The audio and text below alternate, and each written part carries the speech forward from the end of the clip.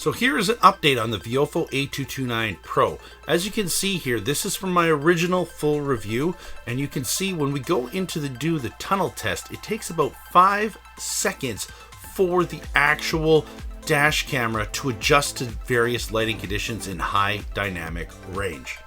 So this is a brand new firmware that hopefully will be released this week, which, as you can see, the HDR works a lot better in the tunnel, which you're going to see because we actually have 2 tunnel tests in this video with the new firmware, and we want you to check it out.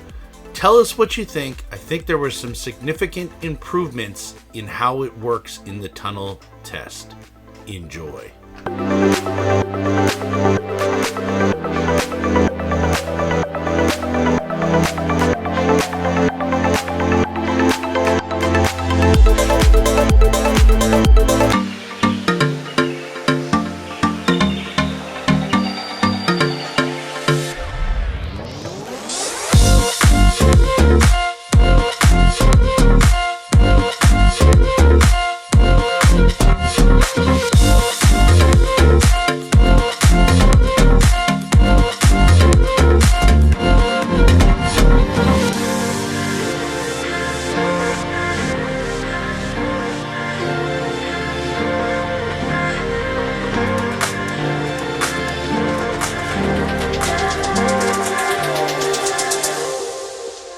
What do you think of this new firmware of the Viofo A229 Pro? Does it wow you? Let us know in the comments. Don't forget to like and subscribe.